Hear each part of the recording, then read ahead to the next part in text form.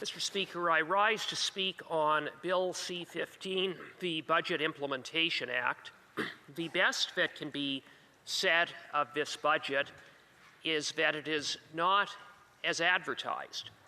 The Finance Minister advertised the budget as a generational shift. The Prime Minister advertised the budget as bold. This budget doesn't represent a generational shift, and it most certainly is not bold. If anything, it is completely underwhelming. It represents more of the same failed policies that we have seen over the past 10 years from these Liberals. More spending, more debt, and more broken promises. Indeed, just about every fiscal and budgetary commitment that the Prime Minister made to Canadians a few short months ago during the federal election, he broke with this budget. This is a Prime Minister who said that he was going to get the deficit under control, that he would preside over a government that reduced the level of debt. As recently as September 17th in this House, the Prime Minister said the following, quote, "We are going to have a declining level of debt," closed quote. So in the face of that unequivocal statement, one would have expected to see some follow-through with this budget. But if they guessed that to be so, they would be wrong, because instead of a declining level of debt, what the Prime Minister delivered with this budget is a deficit that is an eye-watering $78 billion. $78 billion, a deficit double that of last year, of $36.3 billion. And by the way, the deficit of $36.3 billion under the big spending, debt-addicted Trudeau Liberals was too much for the then Trudeau Finance Minister, the member for University Rosedale, that she resigned in protest. But here we have the so-called financial genius coming to the rescue, and what he delivers is a $78 billion deficit. Not only a $78 billion deficit, the largest deficit in Canadian history outside of COVID. It's quite an accomplishment, but for all of the wrong reasons. And just as the so-called new government, the so-called new Liberals, just like the old Liberals, are delivering a sea of red ink. A third of $1 trillion of new debt that they plan to rack up over the next 5 years. $330 billion in new debt. Deficit after deficit, year over year, without any meaningful plan, no plan at all, to get to a balanced budget, no plan to restore any semblance of fiscal responsibility with this so-called new Prime Minister and new government. It's Justin Trudeau 2.0. It's Justin Trudeau even worse. Mr. Speaker, we've seen the debt climb to $1.35 trillion. In the 10 short years that this government has been in office, and I know for a lot of Canadians it seems like 10 long years, but in Canada's 150-year history, it's been 10 short years, they have managed to add more debt than all previous governments combined.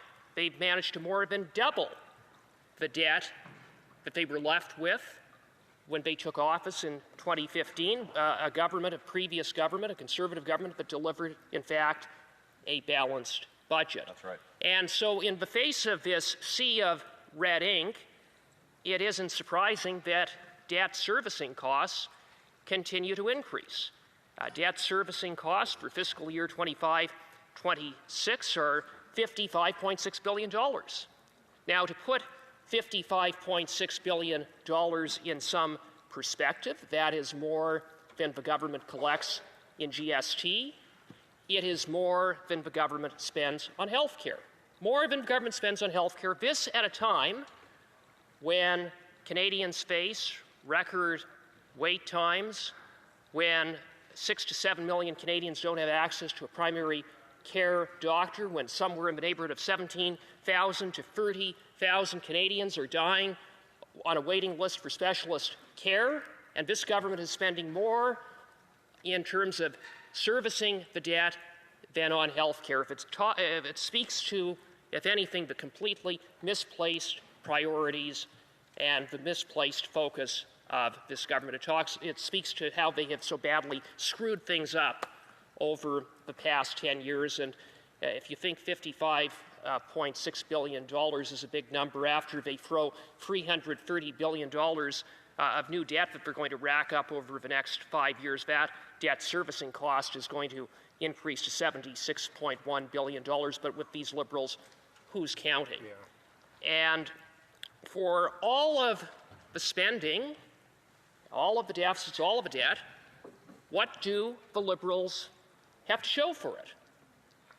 What they have to show for it is a flat line in terms of growth. Look at GDP. At present, Canada's GDP per capita is 75% of that of the U.S.'s GDP per capita. When the Liberals took office, Canada's GDP per capita relative to the United States was about 90%. As the member for Wellington, Halton Hills detailed, we have seen declining productivity. In fact, productivity grew at about half of the rate it did under the Harper Conservative government, and in recent years it hasn't increased, it in fact has declined. No wonder we see a productivity gap between Canada and the United States that is now 30%. The Prime Minister said that under his watch, he would bring home investment to Canada. This after the Liberals have seen a flight of investment out of Canada, $500 billion of investment that has left Canada under the Liberals over the past 10 years. But instead of seeing more investment in Canada, we have seen over the past 6 months $50 billion of investment go directly to the United States.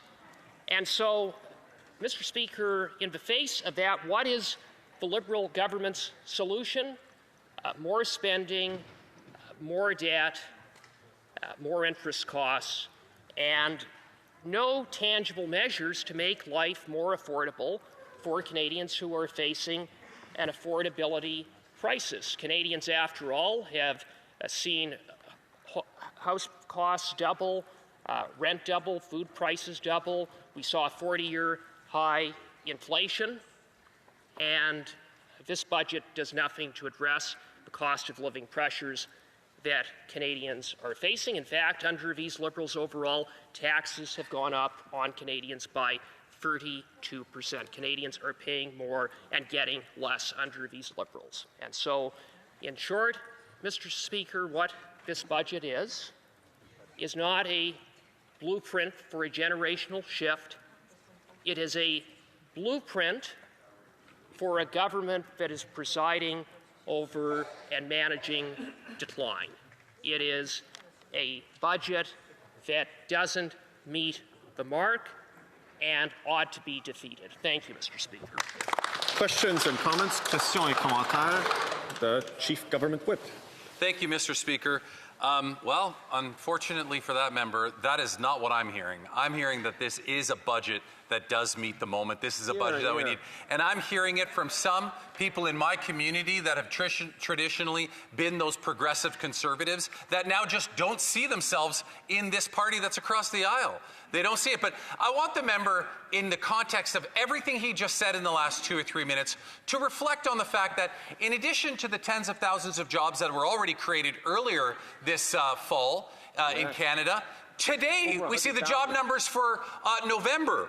54,000 jobs added in November alone. Unemployment now down to 6.5%.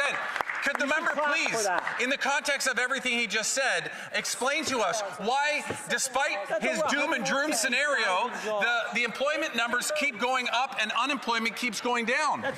The honourable member for St. Albert Sturgeon River. Mr. Speaker, if one were to listen to the member for Kingston and the Islands, Canadians would be left to believe that they've never had it so good. Well, he talks about job numbers. How many of those jobs are part-time jobs? When you look at the youth unemployment rate, it's over 13%. That hardly is a figure to celebrate. And is the member for Kingston and the Islands celebrating the fact that 2 million Canadians are lined up at the food bank, a record number? Exactly. I have a point of order from the Chief Government Whip. Youth age 15 to 24 drove that. That is not a point of order. The Chief Government Whip knows that. Questions et commentaires. Question. The matter is closed. Questions and comments. Questions et commentaires. L'honorable député de Beau. The honourable member for Beauharnois, Salaberry-Soulanges, Huntington. Thank you, Mr. Speaker. Well, I think it's remarkable to see members of this government creating problems in the House this morning. I don't think they're setting a good example. These two members of the government who are speaking loudly, preventing us from continuing with our debate, it's remarkable. My question for my colleague is the following. Along the Great Lakes and the St. Lawrence, there are a number of small ports that require customs services and border services for their containers. But in the budget, there is no money to provide border officers to be able to work at these small ports like the Valleyfield port. What does my colleague think about the fact that under current economic circumstances, this government is slowing down the economic development of small rural regions that have these small ports? For St. Albert Sturgeon River. Well, thank you, Mr. Speaker. I want to thank the member for the question. I think it just speaks to the misplaced spending priorities of this government. Simply put, never has a government spent so much and delivered so little for Canadians. And by the way, the Prime Minister said, speaking of spending, that he would spend less, but in fact, spending has gone up by 7.2% when he promised to bring it down by 7.5%. So I would just add that with respect to another promise made by the Prime Minister and another promise broken. That's right. And comments, questions et commentaires. The honourable member for Sherwood Park for Saskatchewan. Thank you, Mr. Speaker. My friend from Kingston and the Islands has given me the opportunity to highlight the jobs numbers that came out this morning. And zeroing in on the province of Ontario, we saw a loss of about 7,000 full-time jobs, Mr. Speaker. Now, certainly acknowledge that there was a gain in part-time, significant loss in full-time, and a response in part-time. Mr. Speaker, the member for Kingston and the Islands should recognize the reality that Canadians are poorer, they're struggling, they're desperate for part-time. Appel au règlement de la députée. Order! J'ai un appel au règlement. Point of order. Member for Côte-Nord, Kaohsigamach-Nitassinan. Thank you, Mr. Speaker. Since the beginning of today's sitting, we've had great difficulty hearing what's being said because members of the government party has been speaking very loudly and ignoring what's happening in the House. So I'd like to ensure that we're respecting people who are trying to speak in this House. We are having difficulty. It's possible it's also difficult for the interpreters. Thank you very much, Mr. Speaker. Je remercie la députée. I'd like to thank the member for this reminder to all members. If we wish to intervene in this House, the appropriate time to do so is when we're recognized by the chair. And questions and comments are not a group effort. They are an individual effort. So I would invite the member to continue with his question. Thank you, Mr. Speaker. I, too, am shocked by the heckling of the member for Kingston and the Islands, and I hope his whip will bring him into line. I wonder if the member can say what he identifies in the fact that full-time jobs are down across the country, and particularly in Ontario.